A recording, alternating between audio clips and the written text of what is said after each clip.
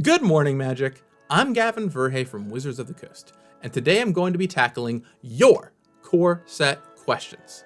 I asked on Twitter for people to send me questions they had about Corsets, whether M21, Jumpstart, or even sets in the past, and I got a boatload of replies. So I'm going to go through as many as I can today. Let's do this. A while ago, the Czech lands were the Corset lands. What changed, and can we expect temples to be the new Corset land? Mana bases are a crucial part of Magic.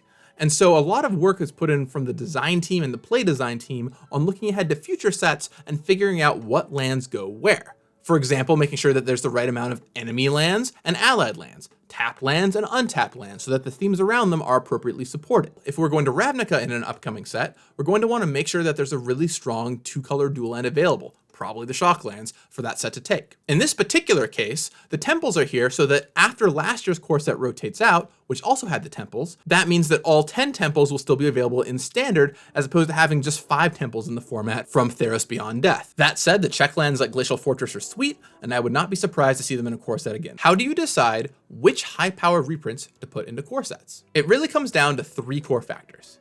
Number 1, do a lot of people need the card for other formats? For example, is it popular in Modern or Pioneer or Commander? Well, that'll put it on our radar as a card we need to reprint. Of course, this often comes into conflict here with number 2, which is it appropriate for Standard? We have to make sure that cards entering this way are reasonable for the Standard format, and mini cards, for example, that are popular in Modern would be too strong for Standard. Finally, number 3, and perhaps the one that excites me the most, is the question, how does it interact in particular with cards in this format or the upcoming Standard format? For example, Azusa Lost But Seeking, pretty cool reprint, popular card.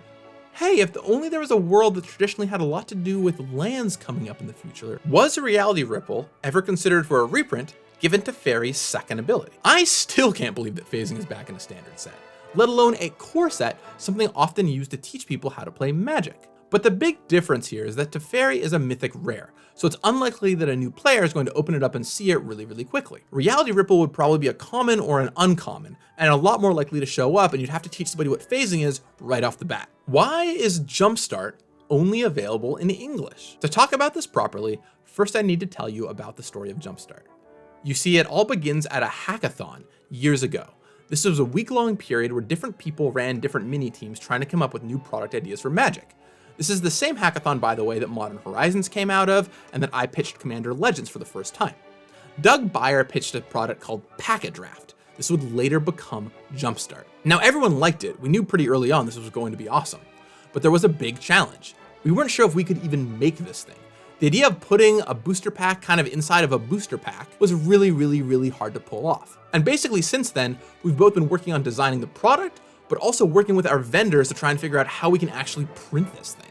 And finally, after all kinds of work, it turned out we could print this thing, but we would have to make a few sacrifices. It was so complicated and so hard to do that there were a few things we just couldn't implement this time around. And that's part of why you don't see other languages, and also why you don't see foils, for example. That said, if it's really successful, and now that we've laid the foundation for it, hopefully if we do it again, we might be able to do some different things in these areas, so stay tuned if that happens. If you had to reprint any Corset, card for card, into Standard today, which one would it be and why? Ooh, good question. I think for me, there are 2 answers that I like. The first one is M10. This set was a total game changer. As I talked about in my video about every Corset ever, the addition of new cards was a really big deal, and there were a lot of really cool ones. Additionally, there were some really sweet reprints. Lightning Bolt back in Standard is something I know I personally would have a lot of fun with, even though it might not be right for the format. My second option would be Alpha. Let's watch the world burn, baby. Channel Fireball Black Lotus, here we go. What's the criteria to choose what basic land arts are reprinted in a Corset? Could the community chime in suggestions for basic land reprints in a future Corset? And could it be that Jung Park's Forest 243, originally printed in Avacyn Restored, is one of them? An under-talked about, but extremely important team at Wizards of the Coast is the editing team.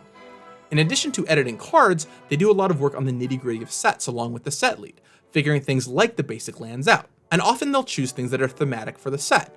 For example, in Magic Origins, that Corset had a theme of multiple planes being used. Lands were chosen that matched those planes. Similarly, in a commander deck, basic land art might be chosen that fits in with the lead front-facing character of that commander deck. And finally, of course, they also take fan favorites and just great pieces of art into consideration, with assistance from the art team. Now, I can't speak to exactly why every land was chosen for Corset 2021, but I can say that there was a lot of work and thought put into these choices. And as for community suggestions, we actually did that once. For 10th edition, we ran Selecting 10th Edition, where players got to vote on which basic lands they wanted to show up in the Corset.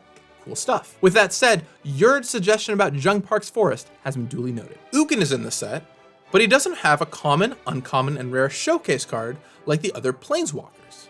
Can you talk about how and why the decision was made to leave him out of the Vertical Cycle Club? Right, so in Corset 2021, every Planeswalker has a cool showcase version with a unique frame, and then that frame shows up on a common, uncommon, rare, and basic land as well. So why doesn't Ugin have one? Well, the big challenge is simply that Ugin is colorless. So for this to happen, we would have to have true colorless cards in the set for them to be represented on. So given that one of the goals of the Corset is to help show off color identities and teach new players how to play Magic, colorless cards are a little bit tricky and kind of weird in that respect. Additionally, if we truly wanted to go all the way down, it would require making a waste in the set, which would be a really weird thing for a new player to open in a booster pack. So while I wasn't in the meetings, I believe it was discussed but ultimately discarded. That said, we put Ugin in the set, and we wanted to make sure there was an awesome version of Ugin you could open, hence awesome Ugin frame. Is Tinybones a skeleton of a Kithkin? Longtime players will know that Kithkin, although popularized in Lorwyn, were originally on Dominaria. We saw them all the way back with Admiral Kithkin, and they showed up again in Time Spiral. Here's the art description that was created for the artist to draw Tinybones. It's an Urborg skeleton from Dominaria, that much is clear, but what created that skeleton, who knows? Could it have been a Kithkin? Well, there's nothing saying it wasn't a Kithkin. Perhaps time will tell. Thank you to everybody who submitted a question. I really appreciate it. I'll talk with you again on Wednesday. In the meantime, please subscribe, watch my other videos, and enjoy Corset 2021. You got this.